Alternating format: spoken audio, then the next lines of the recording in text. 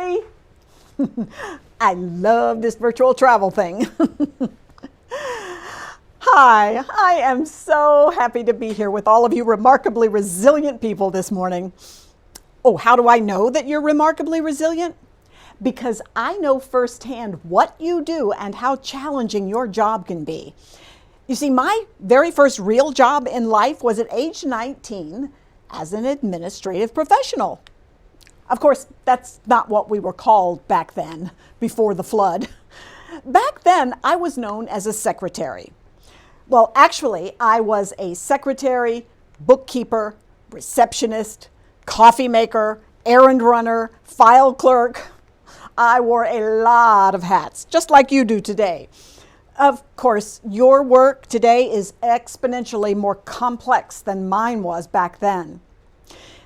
I think another difference is that while there were a lot of challenges at that time in our history, it was nothing like the amount of chaos and uncertainty that you're having to deal with every single day in every aspect of your life. The dictionary defines resilience as the capacity to recover quickly from difficulties, toughness. This one quality is needed now more than ever, isn't it? Things are changing so fast. We're living in constant worry about almost everything, both personally and professionally. And it can sometimes feel overwhelming. And that's exactly when we need to engage our resiliency and kick it into high gear. Without it, it's just so easy to give in to feelings of helplessness and just give up. So what I would like to do today is share with you a very powerful tool to help you strengthen your resiliency and safely navigate these rough waters. But first, let me address a thought that you might be having about me. You just might be sitting there thinking, well, she's a perky little thing, isn't she? She can't possibly know what I'm going through over here. Okay, well, let me be real a minute. Let me assure you that while I don't know exactly what's happening in your specific world, in my world, things have totally flipped upside down. On March 6th, I had just finished speaking in Indianapolis, and at that time I had dozens of jobs lined up on my calendar for the rest of the year. On March 7th, the very next day, everything in my business started to crumble. And in the days and weeks that followed, every single job that I had on my calendar for 2020 canceled. My business, speaking in front of live audiences, went poof. Talk about a deer in the headlights. I had absolutely no idea how to do a virtual event like this. Heck, I could barely log into Zoom. So I did what any intelligent, mature adult would do when they feel overwhelmed. I started eating everything that wasn't nailed down. Burgers and fries, cakes and pies. And my go-to comfort food, ice cream. Yeah, when I got home from the grocery store that day, I was so proud of my purchase that I built this ice cream pyramid. Yeah, I know it looks a little excessive, but in my defense, it was buy one, get one free.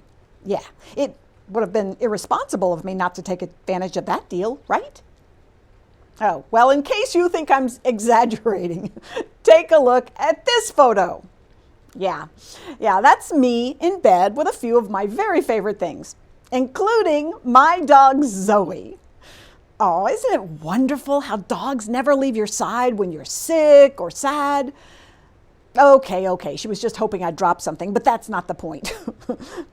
After a while of just sitting there staring at me, making me feel guilty, I broke down and gave her a piece of pizza. I did. Yeah. She doesn't look particularly happy there, does she? I don't think this was the kind of pizza she was dreaming of. Before I go any further, I'd love to point out a brilliant resiliency tool that basically I just used. One of the quickest ways to remain resilient in the face of adversity is to find humor wherever you can. And it's all around you. So I was telling my husband one day how much I just wanted to jump back in bed and indulge myself in every bad food known to mankind. And when I said that out loud, I pictured it in my head. I literally saw myself in bed surrounded by an obscene amount of junk food. And then I thought, why don't I actually just do that and have John take a photo of it? Wouldn't that be funny? And yeah, I'll admit, my favorite part was going to the store and buying all that crazy food.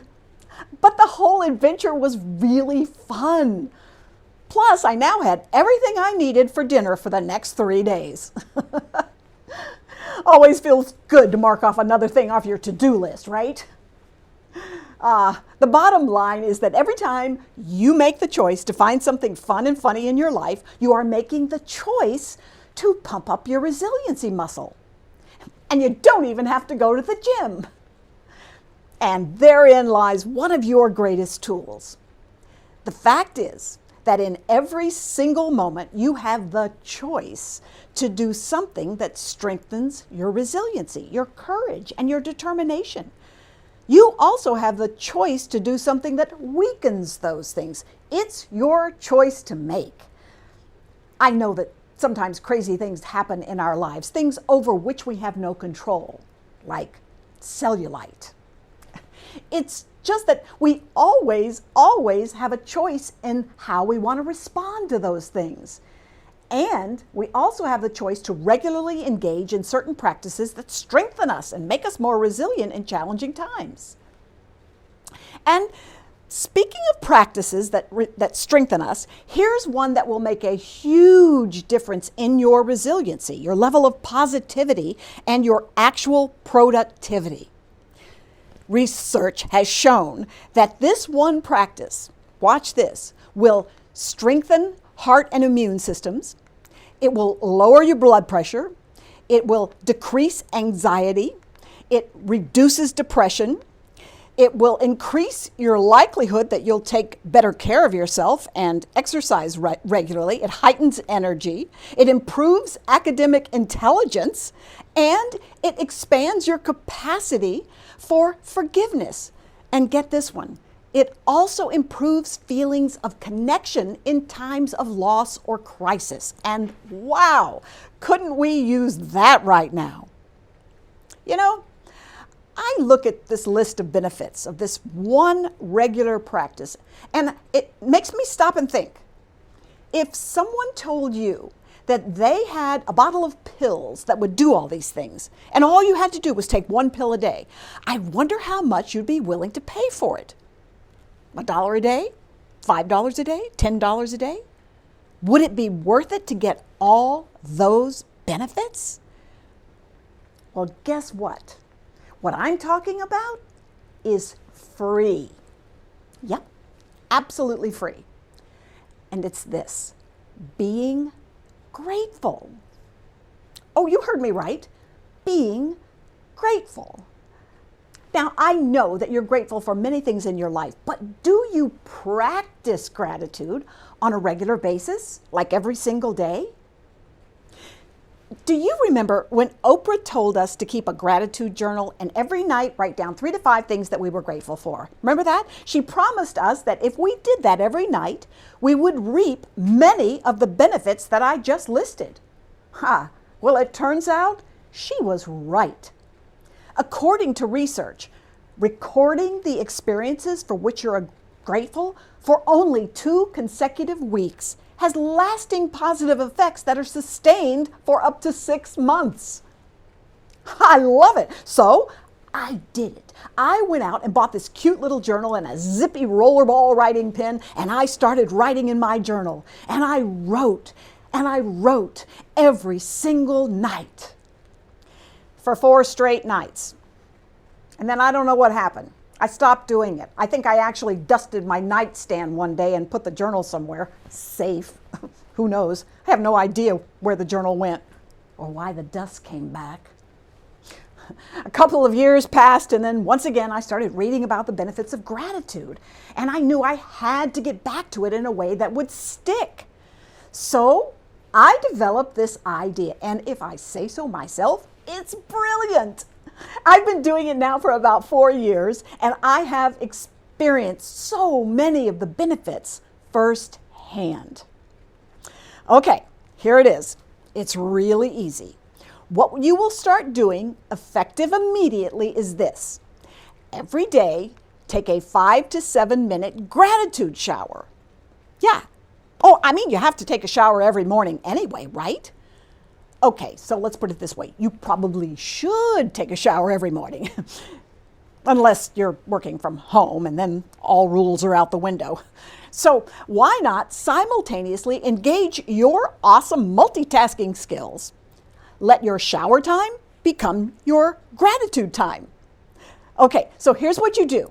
On a colored piece of paper, you type the words, "It's time for my gratitude shower." You print it out, laminate it, punch a hole in the top, run a plastic lanyard through it, and you hang it over your shower head. And there you have it. Now, every day as you're taking a shower, you can look at this thing. It's literally 6 inches from your face, so you can't miss it. And it's a reminder that you're going to stand there and you're going to think about everything you're grateful for 5 to 7 minutes. And then just notice what happens to your emotional state as you do this. Okay, at first this is how it's going to work. You're going to crawl into the shower in the first thing in the morning. And it'll be like, oh, I'm so tired. I didn't sleep well. I hate my pillow. My neck hurts. My bunions hurt. I have that clown meeting today. Grr. And then you will notice the sign and you'll think, oh yeah, I got to do that gratitude thing. Okay. I'm grateful for, and you're going to look around and you'll say, oh yeah, I'm grateful for my shower. A lot of people just have a bathtub. I'm grateful for my shower. Okay, whoop-de-doo. What else? I'm grateful for my shower curtain. I like my shower curtain. Yeah, okay, that's the ticket, shower curtain. I'm grateful for, my dogs. I love my dogs. Oh, and my husband. I don't know why I said my dogs first, but I love my husband. I'm grateful for him too. And so it will go for the next 5 to 7 minutes. And I promise you, you may have slopped into the shower, but you are going to come bounding out, ready to go, full of energy. And then when you go into work and encounter that one person, and you know who I'm talking about, that one person who, when you say good morning, always grumbles back, yeah, what's so good about it? When you see that person, you're armed and ready to go. You just went through the whole list. You can say, oh, I am so glad you asked. Well, I have a shower. A lot of people just have a bathtub. I've got a shower. Plus, I have a really cool shower curtain. Fabulous dogs. Great husband. Oh, look at the time. Got to run. I'll come back at noon and tell you some more. Have a great day. And off you go. Oh, yeah, they may look at you like you just sprouted a bean tree out of the top of your head, but who cares? You're healthier, happier, more productive. Oh, and here is a pro tip. As you are thinking about each thing that you're grateful for, actually visualize it in your mind. So like when I think of my doggies, here's the actual picture that I put in my mind. Yeah, those are my little girls, Toto, Lulu, and Zoe, and Jolly. Aren't they cute? By the way, when I just put this picture up just now, I could hear you all the way over here sitting at your desk saying, oh. See, they aren't even your dogs, and just seeing the picture improved your emotional state. It works. And what do I visualize when I think of my husband? Oh, he is the best. He really is. For work, he is a television meteorologist, a weatherman. I call him my weather muffin. And every day he brings his happy, wonderful self to the television audience. Looks pretty sharp in this photo, right? But I think it was the fashion designer Alexander Wang who was once quoted as saying, anyone can get dressed up and glamorous, but it's how people dress on their days off that's most intriguing. Oh, you said it, Alex. I snapped this photo just as he was getting ready to leave for Home Depot. I remember saying, oh, John, wait, don't you want to, I don't know, maybe put on a clean t-shirt, scrape off some of the axle grease? His response was, oh, no, honey, I'm dressed perfectly. This is the Home Depot uniform. And so it is. So there you have it. 2 great tips to help you strengthen your resilience and stay right side up when everything's upside down. Consciously look for the funny in your world, and every single day take a gratitude shower. And my parting tip for you is this: define yourself as resilient. Yes, think of yourself as resilient. See yourself as resilient. Feel what it feels like when you are recovering quickly from difficulties, and say it right out loud. From now on, when someone asks you how you are, your answer will be, "Why, I am remarkably resilient. Thanks for asking." I'm Linda Larsen. Thank you so much for being here today. Beam me up, Scotty.